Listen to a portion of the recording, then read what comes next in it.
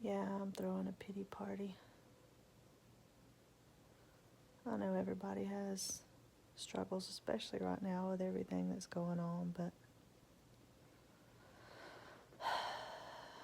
I don't know, the past few years have been really hard. If it wasn't financial, it was the relationships. You know, somebody asked me to marry them a while back, and I was so excited.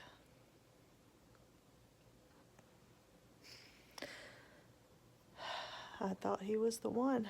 I really hoped that he was. I was crazy about that guy. But obviously, he didn't feel the same way. So, I let him go.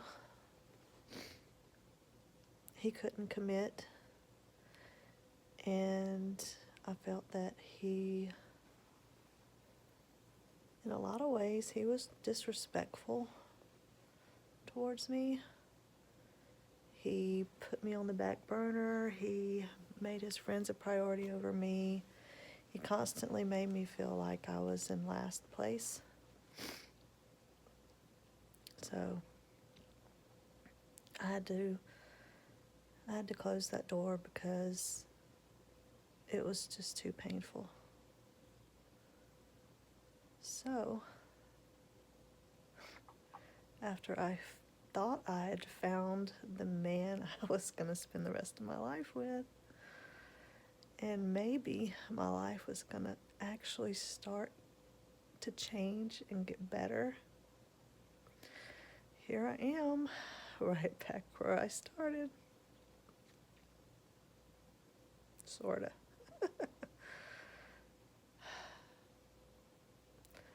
I'm a little wiser, a little older, and it's definitely tested my faith, which I haven't lost yet, which is a good thing, I guess. It's been a struggle, I'll be honest, because some days I'm like, Lord, if you're up there, just throw a girl a bone, right? Why? Why? But I guess everybody feels that way. Why me? Why me, right? Um, it's kind of interesting. I I try to hide a lot of the negative stuff, and especially when I get upset, I'm not really good at sharing my feelings. And I actually dated a guy one time who got mad at me because I never cried in front of him. He's like, I don't know, he was crazy, but that's a whole different story. But he said I was so bad at hiding my emotions that he had a difficult time being in a relationship with me because I have to be tough. Like, I have to be the tough one. I have to be strong. No one can see me cry. Boy, if he could just see me now, right? How things have changed. That was about 12 years ago. Oh, goodness. So, anyway, my point was I've always tried to be strong and try not to feel sorry for myself. I've always been probably like y'all are. You know, we've always heard the whole, oh, you could have it so much worse, and look at all the people who have it worse than you do, and count your blessings and be glad for what you got, that you're not as bad off as they are. Which I guess we all do. I mean, we remind ourselves of all the things we've been blessed with, right? I know I do every day. Every day. And it's a good thing. But somebody sent me an email not too long ago. It was pretty darn interesting. It was an article, I can't remember if it was written by a man or a woman, but anyway, I think it was he was talking about the same thing. You're always told, you know, oh, count your blessings, you could have it so much worse. Then they kept feeling really bad because every time they would feel bad and sorry for themselves, they would remember that little voice in their head saying, "Shame on you for feeling sorry for yourself. Look at them, how much worse they got it than you." And it made them feel even worse because they felt sorry for themselves, and they must be a POS, right? You piece of crap. What are you doing feeling sorry for yourself? So he found this counselor to talk to, and the counselor says, "So tell me about your problems. What you got going on? Tell me how bad life sucks." And the guy's like, "Well, my life's really not that bad, and I got all these things that I can be grateful for." And he's like, "Let's get serious. If that was true, you wouldn't be here." I thought, wow, that's true, I guess. And he goes on to say that this is a load of garbage, and it's okay to feel sorry for yourself, and you need to feel sorry for yourself and then work through it and get over it. It's okay to feel sorry for yourself. It's normal. So I remind myself of that here lately, and that it's okay to feel sorry for yourself as long as you don't get stuck there, okay? Just don't get stuck there.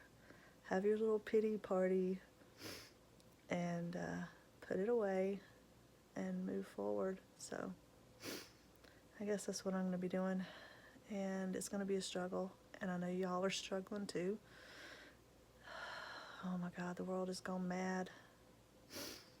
Please, Lord, let us get back to normal soon. This is crazy. Like, what are we going to do?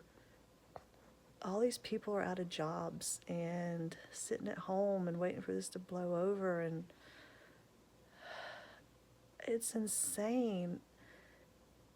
And, you know, I think I almost shared this earlier, but I need to, like, mark out their name because I don't want to be, like, bashing a company in public. But the place that I rent for, they sent out an email reminding us that we're not included in that little thing where you don't have to pay your rent because you're not paying a mortgage, you're paying rent. The mortgages, you know, that's totally different. They get help. You're stuck paying your rent. We want your rent on the first of the month every month, just like it's been due since you signed this lease. Nothing has changed. And you need to do whatever you can within your power to make sure your rent gets paid, whether that means filing for unemployment or whatever. I'm like, yes, I love this company. They're so awesome. They care about their renters. Yeah, that's why I'm not going to be living there much longer. One of the reasons why.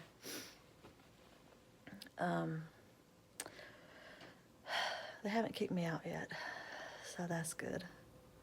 But now that I'm without a job, well, let's just say I'm glad my lease is almost over because, oh man, this is crazy. So I took this job in Alaska hoping that I would be able to make enough money to pull myself out of the hole because I've been barely keeping my bills paid, running behind some months on my bills, and just barely keeping my head above water, some months not even. So I thought, well, I'll take this job, hopefully make really good money, pull myself out of the hole, and maybe get a full-time gig out of it. If not with them, with another company in Alaska, you know, something's going to work out for me and I'm going to start getting ahead, right? Well, surprise, second gig and second hitch and you're gone, done, over with. Didn't even get a full last week. This was supposed to be my last week, and I'm going to get 4 days, I think, on the paycheck. I think. I don't even remember. I'm so tired right now. From all this stuff weighing down on me all day long. Kind of wore out. Anyway, yeah, what a mess. Sorry I'm rambling. You should see this. This is funny. I guess have I told y'all this yet? I got stuck at the airport earlier. I shot a video there because I was gonna make like a little continuing saga of Cindy stuck in Anchorage Airport series of videos so y'all could keep up with my drama, right? Like y'all don't have anything better to do. But hey, if you're stuck in the house, maybe you don't. The Ted Stevens Anchorage International Airport is a no-smoking facility. Smoking is only permitted in the designated areas outside on the lower level. Thank you for your cooperation. Guess where I'm at? I am stuck at the airport. And not real happy about it either. I was supposed to leave work Friday. And so I spent my last paycheck from last Friday just to pay my bills because I'm running behind from being off for 3 weeks. It's hard to be off for 3 weeks when you got bills coming in every week. So I used last paycheck to pay all my bills. I was expecting to be able to buy my plane ticket Friday because that was supposed to be my last day. And then I got called into the office this morning and told that my job had ended, pack your things, COVID-19 is becoming more readily available etc. Only those who have been referred by their doctor are eligible to be tested. The test is not a treatment nor a cure. If you feel sick, have been traveling, or believe you have been in contact with someone exposed to the coronavirus, please stay home and contact your medical provider before going in. Again, only those who have been referred by their doctor are eligible to be tested. Learn more about how to prevent the spread of COVID-19 at coronavirus.alaska.gov. Okay. So, I was told, we're getting you off the slope. Meet in the lobby at 1:15 and your flight leaves at 3 o'clock. Here's your flight number. Handed a piece of paper and sent on my way. Well, problem is it's Monday. I don't get paid till Friday. I'm stuck at the Anchorage Airport. Welcome to the Ted Stevens Anchorage International Airport. I'm just here for entertainment, right? So I like I said, I've been running behind on my bills, barely keeping up. So with the 3 weeks on and the 3 weeks off, I love the time off, but it's very hard not having a paycheck for 3 weeks because it cuts even though you make a good paycheck while you're here, it cuts it in half when you're working 3 and 3. You're really only making half that money when you got to spread it out over 6 weeks. So, I thought I'd be here till Friday, so I paid my rent last Friday. Had a bunch of auto drafts come out for bills like they do every month. And between that and my rent, now I'm broke. And I thought, well, that's fine because I'm not leaving till Friday. I'll just buy my plane ticket on Friday. And then this morning, I get called into the office and they're like, well, your job is ending. Go pack your stuff, get something to eat, chill out. You don't have to be there till like 1:30. Your plane leaves at 3 and, you know, here's your flight number. I'm like dumbfounded. I'm surprised my mouth wasn't hanging open because I was kind of shocked, didn't really know what to say. I knew when they called me into the office it could go one of two ways. It could either go like, hey, if you could really just stay one more week, that would really be awesome. We're going to ask you one last time, can you please stay for one more week? Or they're either going to say, since you can't stay for a week, we're just going to send you home now. We don't need you around here. Which is kind of what happened. They didn't say that, but that's the impression that I got. So anyway, because I got sent home early, have no money, I couldn't buy a plane ticket. So I'm like on the plane going, what do I do now? Like, what, Cindy, what the hell have you got yourself into? Sorry, I try not to cuss on my videos. That's a first for me. If you watch my videos, I apologize. What have you got yourself into? You're an idiot. Like, I'm so stupid sometimes. I mean, I love an adventure, and sometimes I take gambles, but this gamble did not work out, girl. You didn't do well on this one. You shot craps. So, anyway, sitting on the plane going, I wonder how hard it's going to be to sleep in the airport for 4 nights. Sorry, that kind of got cut off because my phone rang. I have some awesome friends. People have been calling and checking on me. And I'm sure with the help of my friends, we're going to get this all figured out. But where was I? So, yeah, I was thinking, sleeping in the airport for 4 nights. This is going to be an adventure for sure. I don't know if I like this one. Oh, my goodness. But hey, you know, I'm pumping myself up. Hey, you can do it. You've slept in your car before, and you can do it. You got this, girl. You got it. So I actually was talking to a coworker who was on the slope with me, who got sent home in the same group as me, and actually talking to 2 or 3 other people that were standing around before we actually left the slope. We were talking about, everybody's talking about, have you got your plane tickets yet? How long is your stay in Anchorage before you can hop on your plane home? Blah, blah, blah.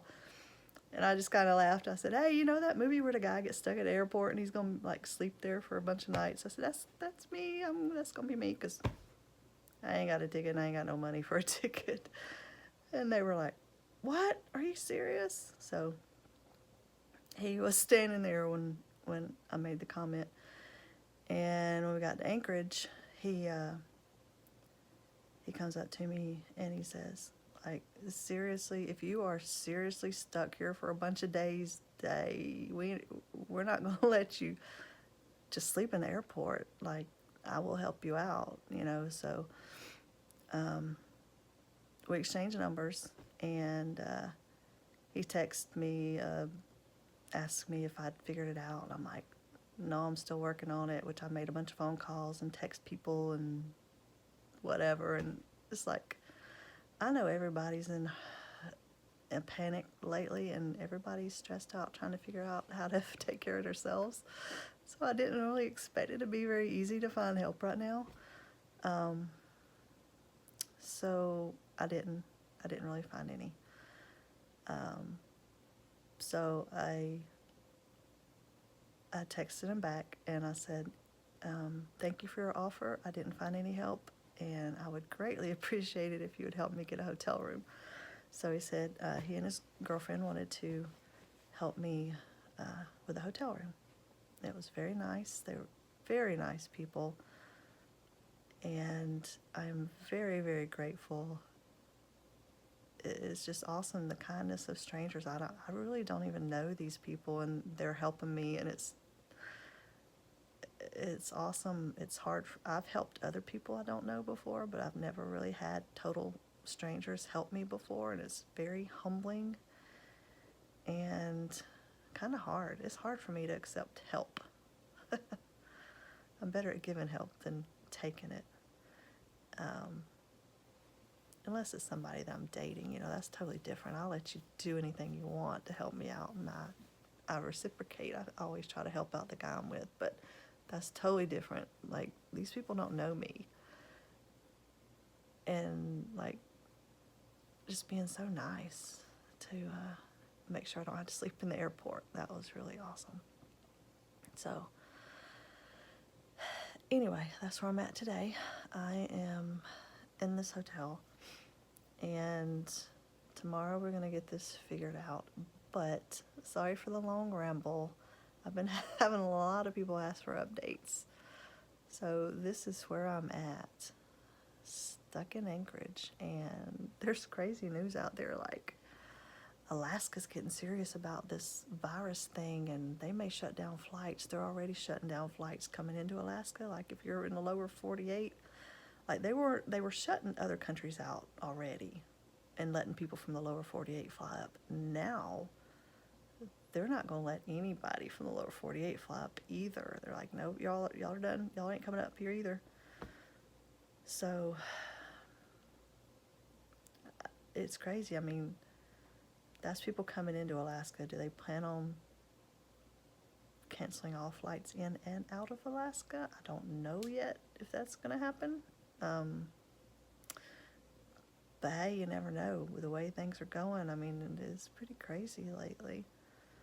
So anyway, I don't want this to be an hour-long ramble. I need to get off of here and get some sleep because I am wore out. So I will try to give you an update within the next day or two.